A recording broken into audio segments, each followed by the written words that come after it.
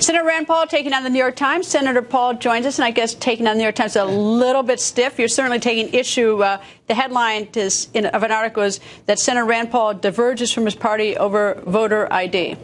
Well, it's funny because you say one thing, it goes around the circle, and it comes back, and it's completely different than what you said. I did say that maybe we shouldn't overemphasize this so much, and we need to talk about other things that try to attract new people to the party.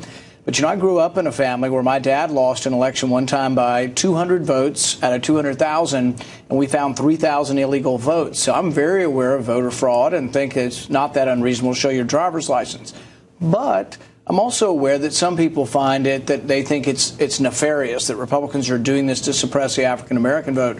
So I'm very clear to say that we're not trying to do that. In fact, I'm trying to restore voting rights for minorities who I think have unfairly had their voting rights taken away. How do you reconcile that, though? You've got one segment of the population who thinks that it's suppressing the vote to show identification. You've got another segment of the population that says, well, if you don't want to show your identification, something simple like a driver's license, what are you hiding?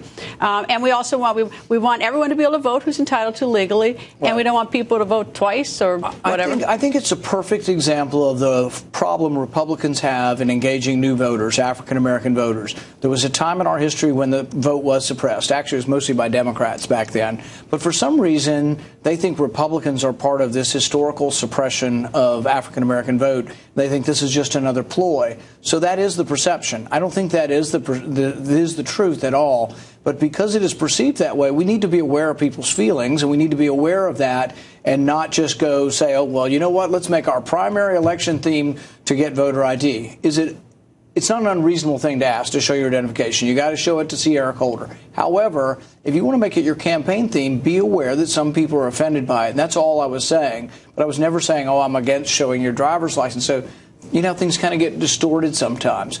But really, the big message I've been taking around the country is that a lot of people through the war on drugs have had their voting rights taken from them. They do something foolish when they're 20 years old. They get a felony conviction. They never get to vote again in some states.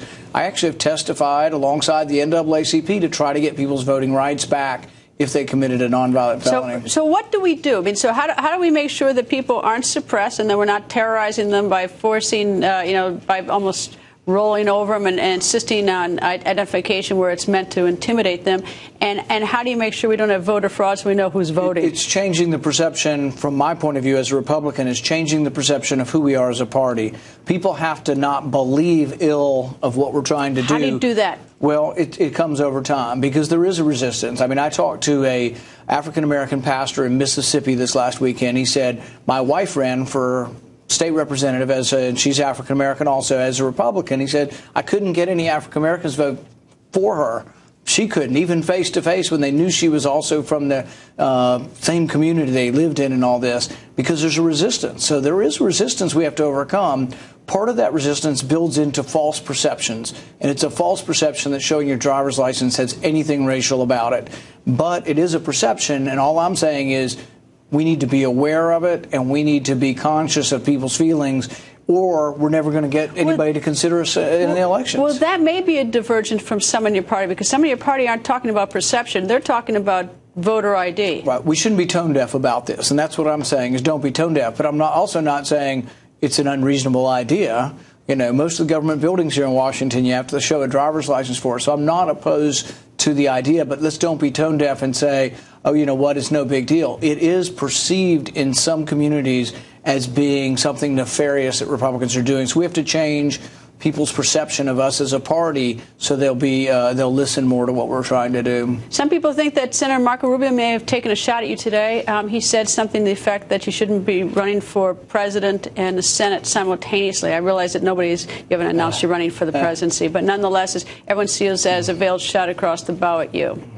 Now, Marco and I are good friends, so I think I would be the first to know if he were taking a shot at me. So, no, I don't think so. I think no matter who runs, I'm sort of a Republican who believes in peace and commerce with all Republicans, and I'm going to try to keep it on a high plane. But you haven't made an admission running for president. No, I didn't walk you into making that admission or denial. Yeah, I haven't decided yet, but I'm thinking about it and discussing with family, but won't make a decision probably till early next year. Senator, nice to see you. Thank you.